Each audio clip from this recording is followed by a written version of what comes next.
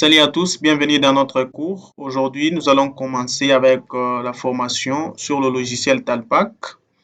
En effet, le logiciel Talpac, c'est un logiciel qui est beaucoup plus popularisé dans les domaines de l'optimisation de la production et du transport minier. C'est qu'on va essayer d'apprendre comment optimiser la flotte d'engins dans une entreprise minière pour la production. Alors, le logiciel en question, son logo est ici. Donc, j'espère que vous voyez comment je suis en train de pointer avec mon pointeur. Alors, pour le lancer, il faut faire soit vous faites double clic, soit vous faites un clic droit.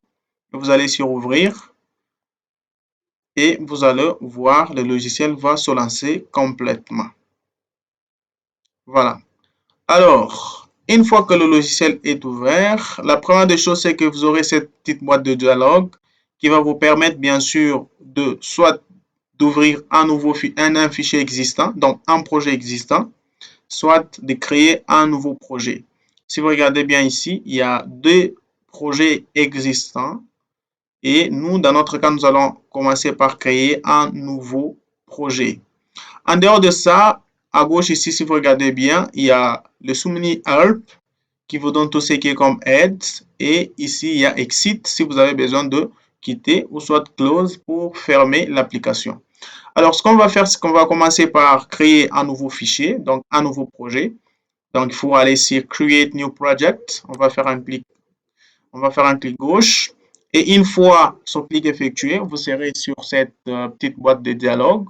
Ici, vous regardez, c'est écrit New Project. Select a template on which database news. Ici, on nous demande de choisir l'option qu'on va utiliser pour la création d'un nouveau projet. Et regardez ici, il y a Create an empty project. Donc ici, vous pouvez créer un projet vide.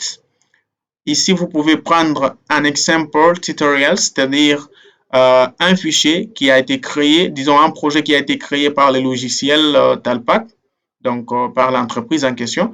Ici, il y a Simple Project, donc un projet simple. Ici, il y a Waste Haulage Tutorials. Donc, si vous avez besoin de prendre, par exemple, un tuto qui est édité directement par le logiciel, donc par l'entreprise en question, pour le transport de stériles.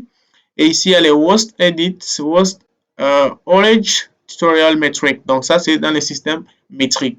Et donc, vous savez très bien qu'il y a deux systèmes utilisés, donc système de mesure. Si vous utilisez de mesure impériale, c'est-à-dire là, vous aurez avec le système anglais, mais si vous utilisez le métrique, c'est que vous allez utiliser le système le plus souvent utilisé, un système français. Alors, nous, dans notre cas, on va faire un Create an Empty Project. Donc, vous choisissez sur Create an Empty Project et vous validez par OK. Alors, ici, on va vous demander de donner le nom du fichier. Donc, pour votre projet, quel est le nom que vous allez donner? Nous, on va commencer par nommer ça Talpac Spark Training, Talpac Spark Training underscore training. Voilà. OK. Et ici, on va essayer de choisir l'emplacement. Donc, on va aller sur le bureau. On va créer un nouveau dossier. On va nommer ça Talpac Training ou soit Spark Training, pour ne pas oublier en tout cas. Et une fois terminé, on va valider. On sélectionne le dossier et puis on clique sur Ouvrir. Puis on va enregistrer. Voilà. Alors, si vous validez bien sûr votre projet, donc vous avez créé le projet en question, une boîte de dialogue va s'ouvrir automatiquement en lançant bien sûr le logiciel. Alors, sur cette boîte de dialogue, qu'est-ce qu'on va faire? C'est que si vous regardez bien, il y a un sous-menu où il y a General, Loading, Cost Data, Bucket, Construction Rating and Print Titles. Alors, la première des choses ici, c'est que je vous demanderai, c'est que vous devez donner les project titles, c'est-à-dire vous devez donner le titre de votre projet. Prenons un exemple, si nous sommes en train de faire, par exemple, le transport Kamoa vers, par exemple, Ramblay 1, ou par exemple, on fait chemin Ramblay 1. Je prends un exemple, donc Ramblay 1, ou soit je mets seulement dump 1, pour par exemple les stériles, c'est un exemple, ou soit stockpile, stockpile, le stockpile, je mets underscore Ramblay 1, soit je mets stockpile mine. Donc, stockpile.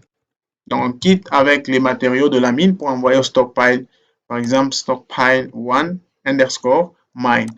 Alors, the secondary title, ici, on nous demande de donner un titre secondaire, c'est-à-dire pour nous permettre aussi pas oublier facilement. Donc, on peut dire, par exemple, mine Kamoa, par exemple, Kamoa, ou soit je peux même nommer ça circuit 1,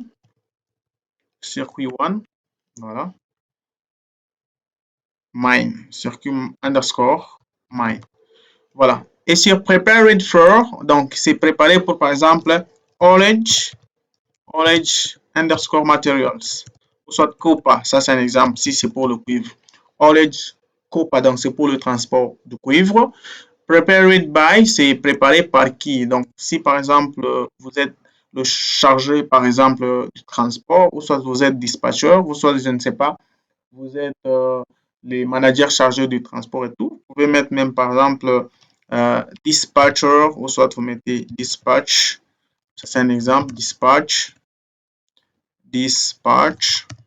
Vous mettez dispatch underscore, ingénieur, par exemple, Spark. Ça, c'est un exemple. Vous pouvez donner les noms. Ici, vous mettez les company names, vous devez donner les noms de l'entreprise. Donc, si par exemple, vous œuvrez à Kamoa, ou soit, je prends notre exemple, même à la mine de Kamfundo, vous mettez Kamfundo. Si pas Kamfundo, vous pouvez prendre par exemple Msonoi. Voilà. Ça, c'est pour la mine de Msonoi. C'est un exemple tout simplement. Et voilà, si vous terminez ici, vous venez de donner tout ce qui est comme identifiant. Et si vous regardez ici, c'est écrit this tab used to help identify your project.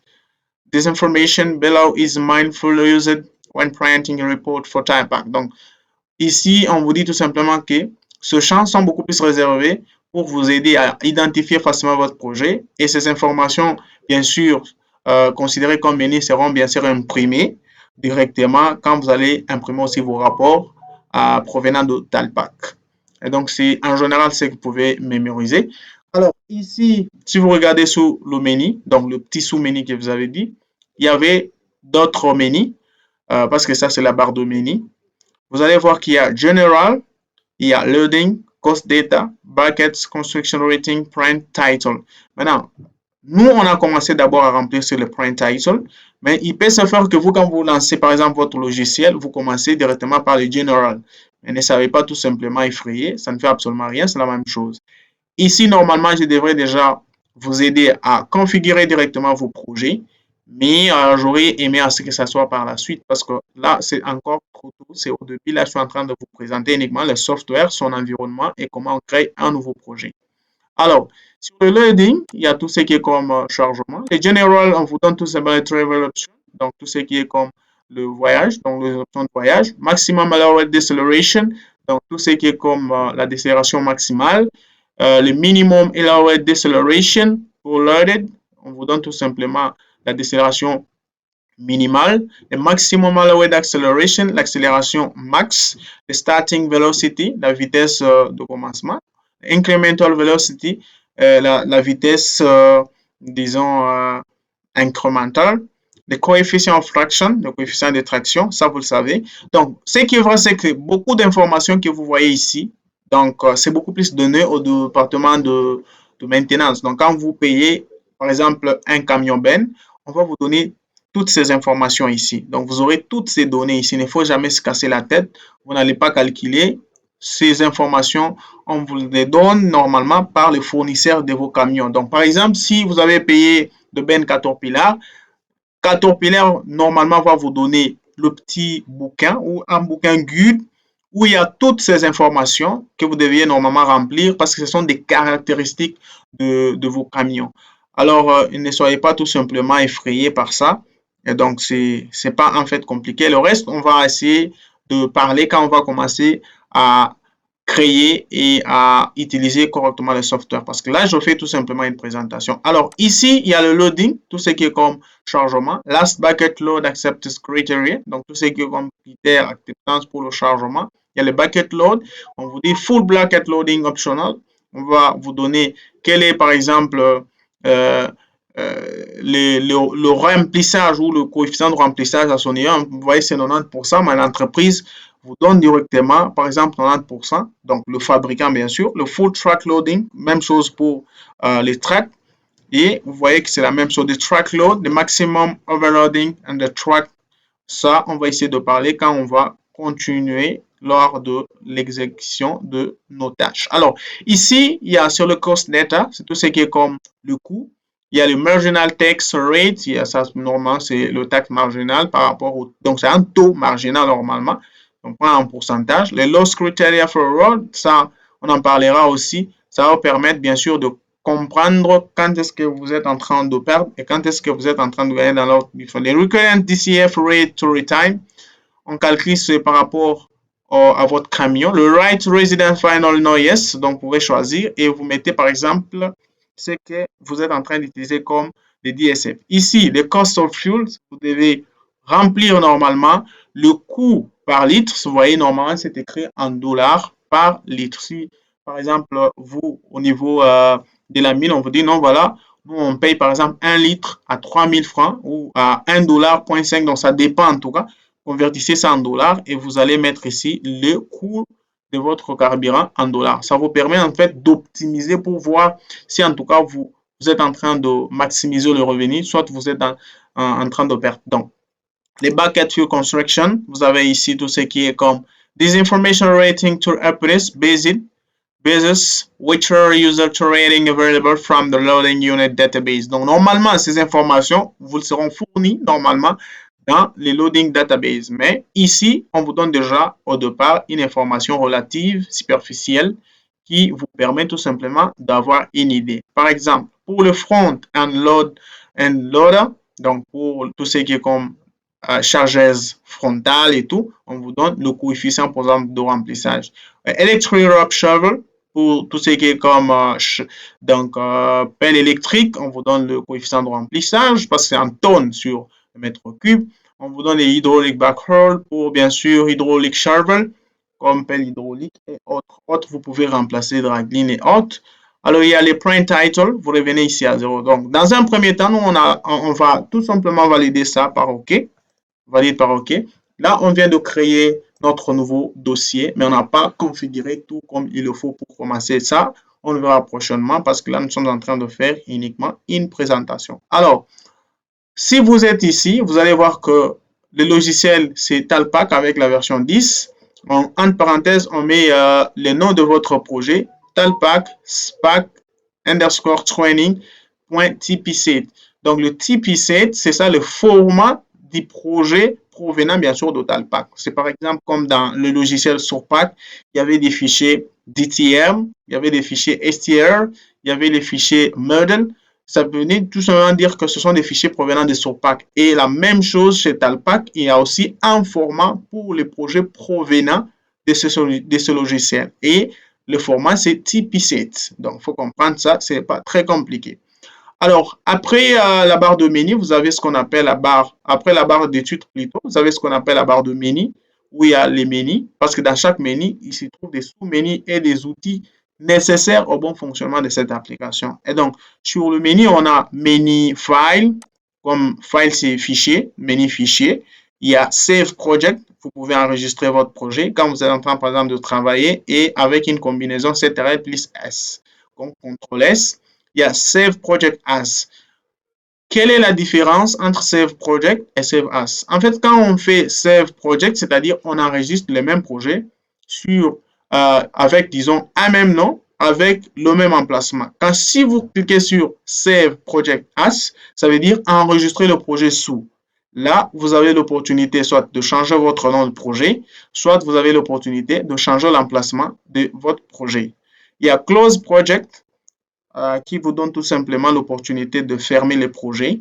Il y a Import qui vous donne l'opportunité d'importer. Par exemple, vous pouvez importer les Talpak 6 Road Profile qu'on appelle les HRP, qui est tout simplement le profil de votre circuit routier que vous allez utiliser pour le transport, par exemple, parce que c'est dans cette catégorie qu'on peut toutefois importer un circuit, par exemple, pour le transport. Imaginez-vous que vous avez fait de levée topo, vous savez que non, des 1, donc du point A par exemple à B, je vous donne un exemple avec pain, donc je vais essayer de vous expliquer.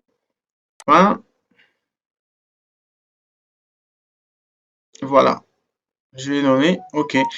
Ici, vous pouvez avoir votre profil par exemple. Si je prends un exemple, si nous sommes ici, c'est-à-dire quoi? C'est que ça signifie.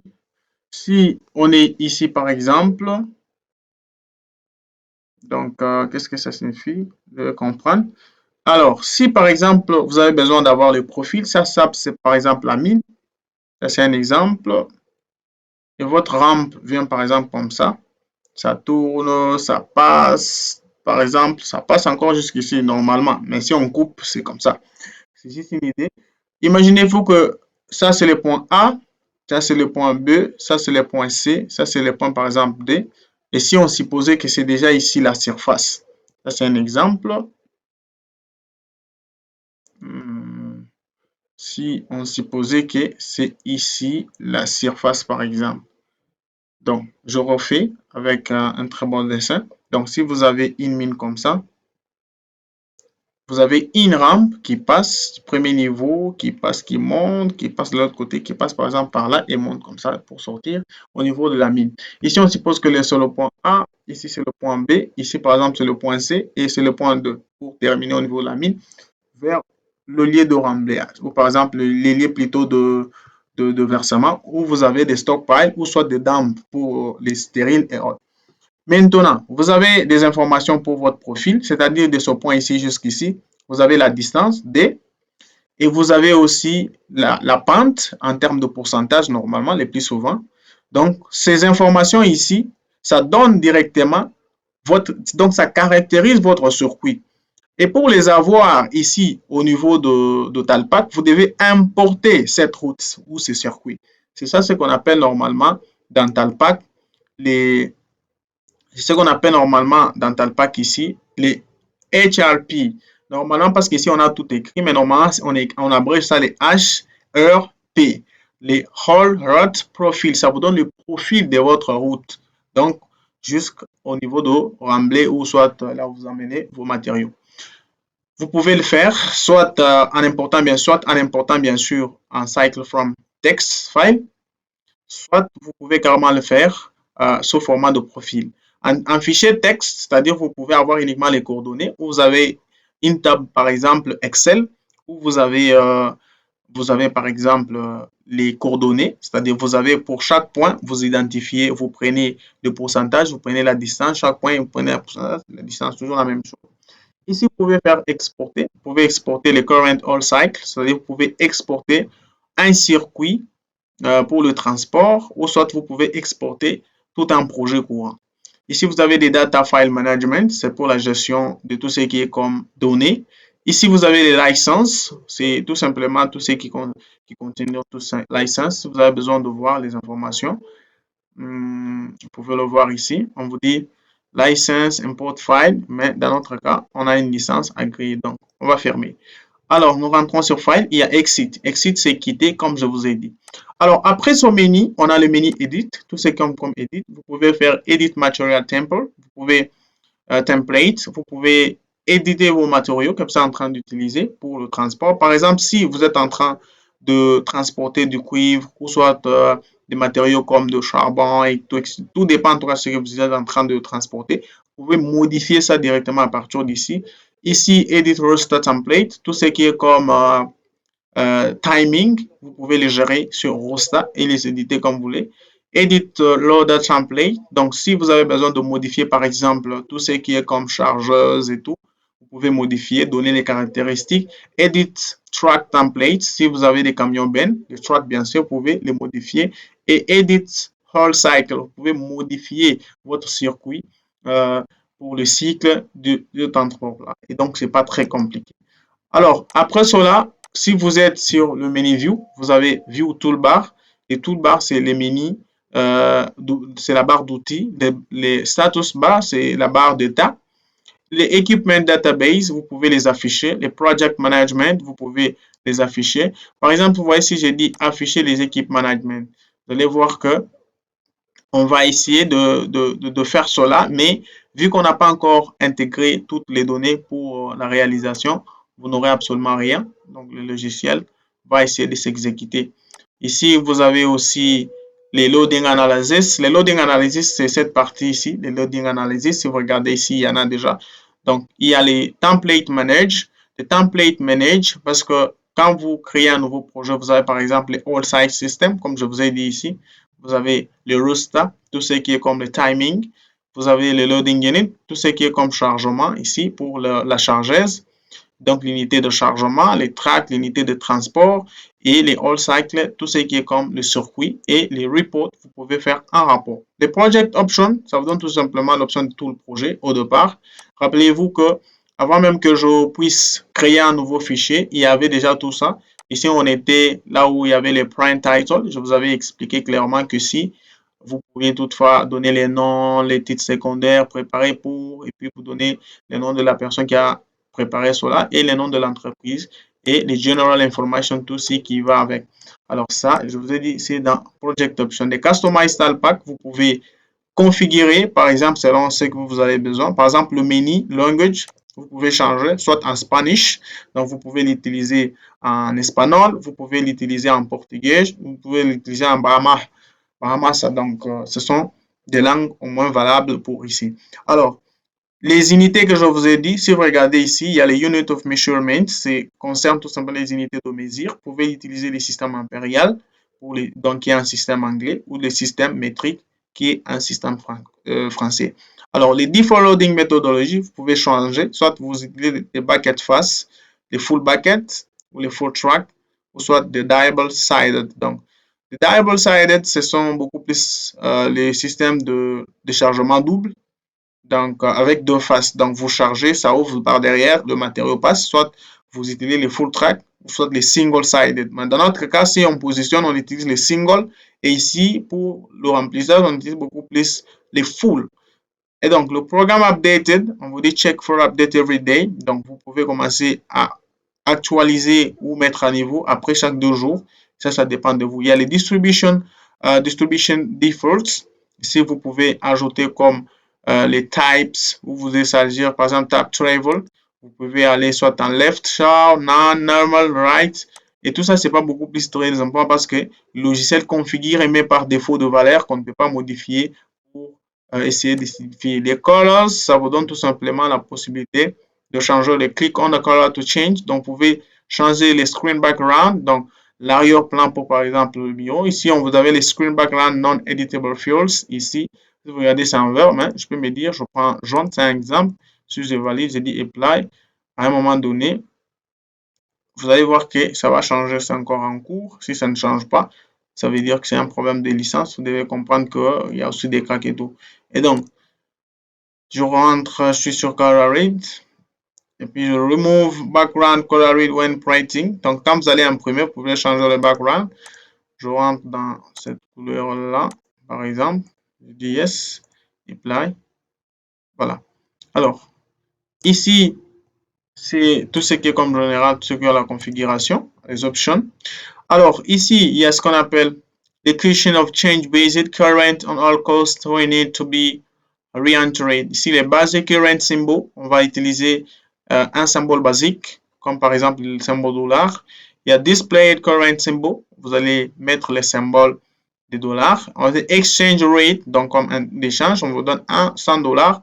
Donc, 1 dollar avec 00 à 2, vous allez écrire dans le terminal 1 dollar, 1 uniquement, au lieu de mettre 1 00.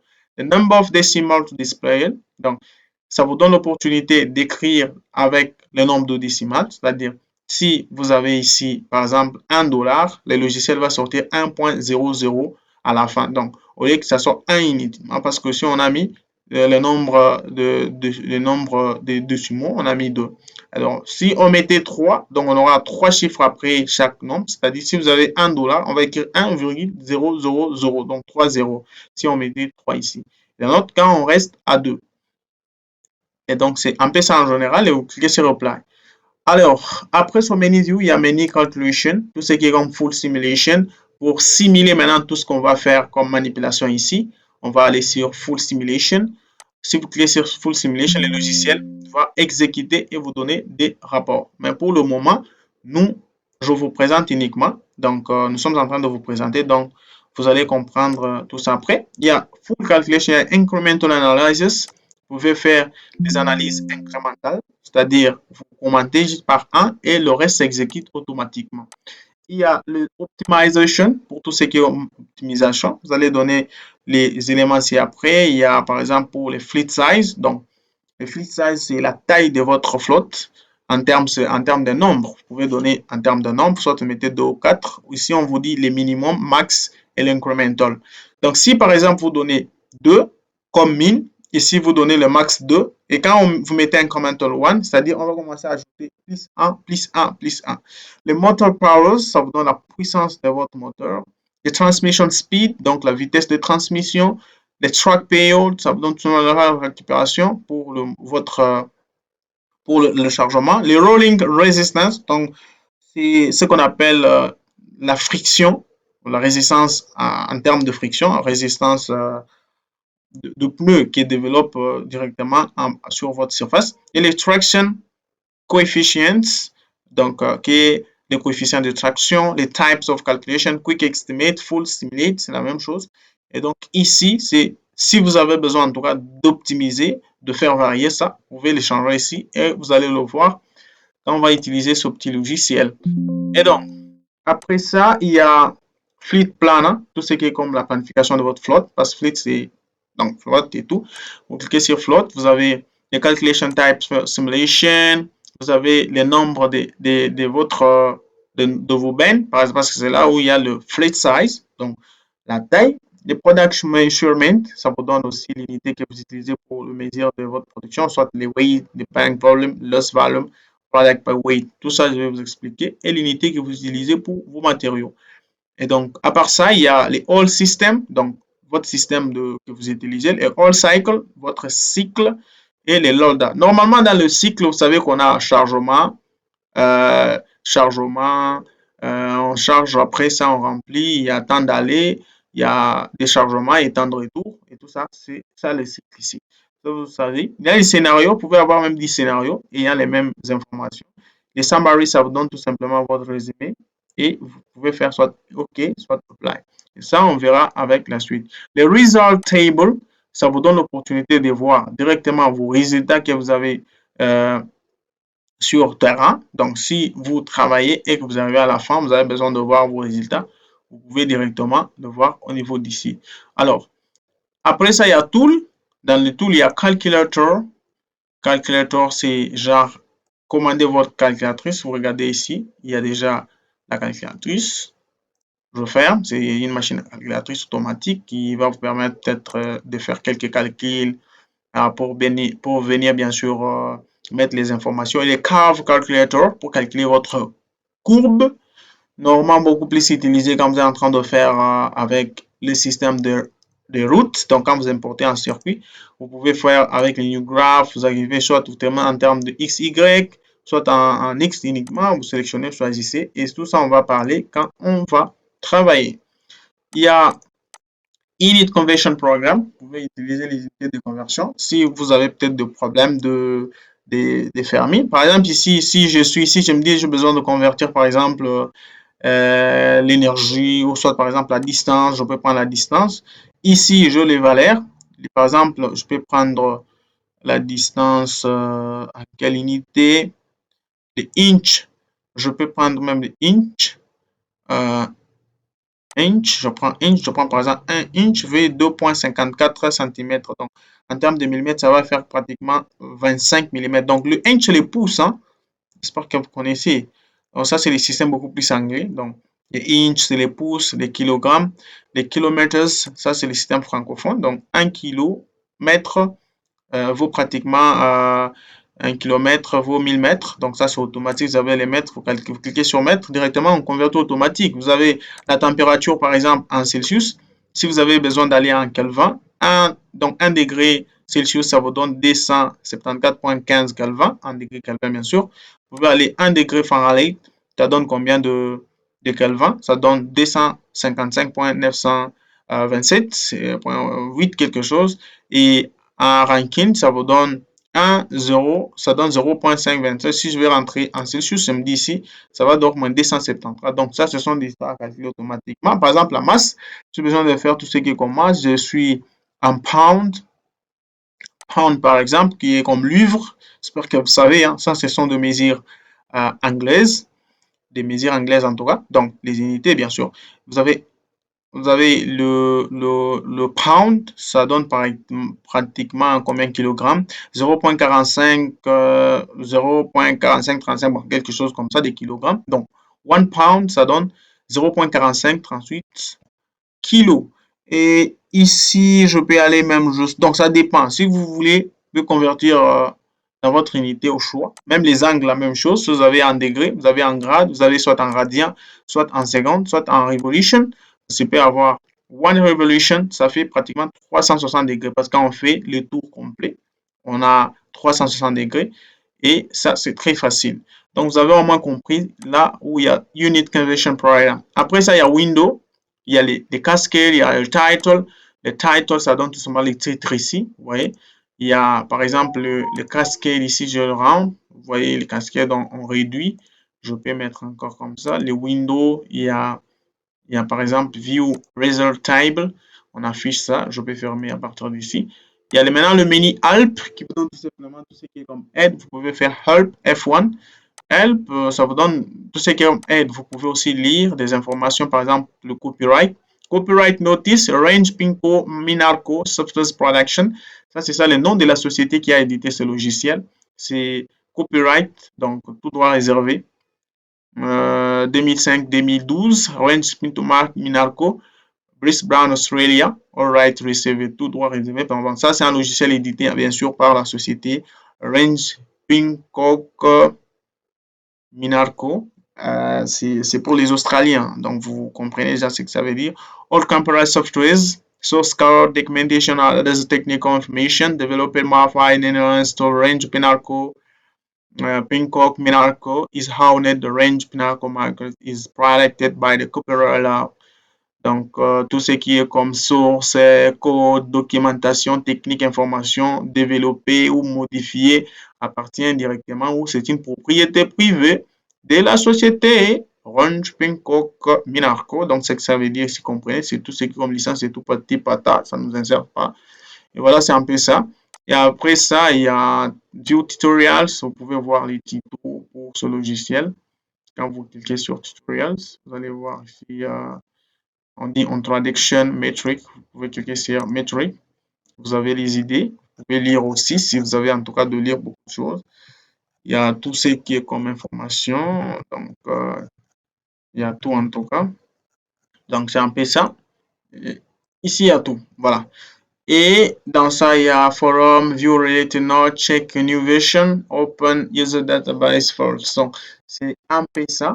Et après ça, il y a le Type Calculation, qui est soit les Full Simulation. Vous pouvez utiliser toutes les simulations possibles, ou soit les Quick Estimate, donc pour faire des estimations rapides. Mais bon, dans un cas ou dans un autre, si vous êtes pressé, vous pouvez faire les Quick Estimate. Mais si vous avez besoin de précision, mollo et tout, vous pouvez faire les Full Simulation. Ici, les Projects, vous pouvez faire Project Option, ça vous donne encore la même chose qu'on avait ici. Ça, c'est, on dirait, les raccourcis. Et All Parameters, ça vous donne tout ce que vous avez à configurer dans chaque panel ici. Et puis, les Fleet Planner, ça vous donne tout ce qui est comme planification de votre float. Optimization, ça vous donne tout ce qui est comme optimisation. On avait déjà parlé de ça. Calculatrice. Donc, les Calculate, ça vous donne l'opportunité de voir tout ce qui est comme calculé après tous les paramètres et les configurations. Alors, à ce niveau, vous avez les All Cycle System. Ici, je vous ai dit, c'est là où vous allez configurer normalement les All Cycle. Vous pouvez considérer les All System, donc votre système de transport. Vous pouvez éditer, c'est-à-dire vous pouvez le modifier. Vous pouvez ajouter, to add. Vous pouvez aussi copier, to copy. Et vous pouvez aussi supprimer, to delete. Ici, vous avez les materials. Les pochettes de marque materials sur champ vous permet tout simplement d'éditer votre ou le matériau que vous allez transporter au niveau de la mine. Il y a ici le choix qui vous est donné, mais vous pouvez modifier normalement. Il y a par exemple les West Hard Rock, vous avez les West in Coal Mine, vous avez les coal, donc comme charbon et tout. West, c'est stérile dur ou pour le roche dur, stérile et pour le mine. Et sand, c'est tout simplement tout ce qui est comme sable. Sable, wet, c'est mouillé. Druit, c'est sec. Gravé, druit, donc tout. Mais vous pouvez aussi changer, vous pouvez dire par exemple que vous êtes en train de transporter par exemple le cuivre ou quoi, avec un exemple, vous pouvez écrire et ça, il faut cliquer sur Edit et tout ça, on va parler dans notre formation. Alors, après ce champ, il y a les champs de roster qui vous définit tout simplement tout ce qui est comme timing. C'est ici où on configure le shift, le nombre d'heures que vous allez travailler par jour, les jours que vous avez chômé, les jours de repos, vous allez tout planifier ici. Et il y a edit, il y a add, il y a copy, il y a delete, même chose. Donc, vous pouvez éditer vos shifts. Ouais, vous pouvez éditer vos shifts. Quand vous regardez ici, tout ça, on va en parler. Il y a par exemple les weekly shift roster. Donc, pour les shifts de la semaine, ici, il y a les shift payers, donc les shifts par année et les hour pay shift. Donc, si vous avez les heures par shift, il y a shift direction qui vous donne la durée de chaque shift. Vous pouvez modifier tout. On va parler dans nos vidéos précédentes, dans nos vidéos plutôt suivantes et tout. Voilà. Alors, après ça, il y a les all cycle. Vous pouvez définir votre circuit selon vos cycles. Alors, et ça, vous pouvez ajouter, vous pouvez éditer, vous pouvez copier, soit supprimer. Donc, si vous êtes sur Add, ça va vous donner ça. Les points là que je vous disais que vous pouvez avoir des points A, B et C, vous pouvez les avoir à partir d'ici. Donc, c'était ici où j'ai parlé. Donc, je peux prendre un autre exemple. Qu'est-ce que je vais faire? Je prends ça. Je supprime d'abord ça. Je vous dis. Par exemple, si vous avez une route qui va faire ça, donc vous quittez ici jusqu'ici, quittez ici jusqu'ici, ou vous montez jusque là-bas. On peut dire ça c'est le point A, ça c'est le point B, et ça c'est le point C et D, par exemple. Alors vous avez les coordonnées sur chaque point, et à partir d'ici, vous pouvez déjà prendre ces coordonnées et les ajouter ici. Vous mettez A, B, C et vous donnez les titres ici à son niveau. Vous voyez? Et tout ça, on va en parler. En fait, ça, je sais juste de vous faire voir l'aperçu. Et donc, c'est ici. Les excavation targets, ça vous donne votre target que vous avez déjà planifié. Imaginez-vous que vous avez configuré totalement vos informations ici. Vous avez tout configuré. Vous avez besoin maintenant de mettre votre target. Vous donnez les informations, les matériaux que vous allez transporter, sa densité, la densité en place, le volume foudroyé. Vous mettez les chiffres, vous mettez votre cycle, vous choisissez votre camion burn, vous choisissez votre chargeuse et tout. Et puis vous faites simuler. À partir de votre target, le logiciel va essayer de générer des scénarios optimes, donc les scénarios optimisés afin de vous proposer pour en tout cas faire un choix idéal avec soit des modifications. Donc à ce niveau sur le loading unit, vous pouvez changer, c'est l'unité de chargement. Vous pouvez modifier. Ici, il y a les demonstration demo shovel wrap, mais vous pouvez modifier parce qu'ici, il y a tout ce qui est comme operational data, costing data, distribution data. Donc ici, vous pouvez changer les loaders, vous pouvez changer le projet, vous pouvez choisir votre chargeur et tout. Et tout. On va en parler dans nos formations précédentes, dans nos formations prochaines, bien sûr. Et à part ça, il y a aussi les track types, donc tout ce qui est comme unité de charge de transport. Vous pouvez avoir des démonstrations démo, mais vous pouvez éditer, soit vous pouvez cliquer sur Add pour ajouter. Donc sur Add, qu'est-ce qu'on aura? Vous aurez ici, il y a des demonstrate rate, mais vous pouvez les modifier. Par exemple, si vous êtes sur manufacturing, donc les fabricants, vous pouvez prendre par exemple, il y a Belaz, il y a Bull, il y a Caterpillar ici, il y a Caterpillar Intrigue, mais beaucoup plus les gens utilisent Caterpillar, ou soit Hitachi, ou soit Komatsu, ou voir Sandvik, voilà, ou voir Terex, voire encore Volvo. Donc, tout y est. C'est à vous de prendre un choix par rapport aux équipements que vous avez on-site, donc sur site. Et donc, tout ça, on va en parler pour plus d'informations dans nos prochaines vidéos. Alors, la même chose pour les tracks, vous pouvez faire le même track. Vous pouvez ajouter le nombre d'états que vous avez besoin ici. Par exemple, vous sélectionnez ça, vous ajoutez encore le même que vous allez ajouter là. Vous doublez les nombres maintenant. Non, non, on va prendre par exemple 10 ou 6 pour avoir autant de camions bennes dans la mine. Et voilà un peu en grosso modo tout ce qui est comme présentation de cette application qui va vous permettre d'optimiser les transports miniers dans votre circuit de transport. Voilà un peu ce qu'il fallait noter sur ça. Merci et à la prochaine.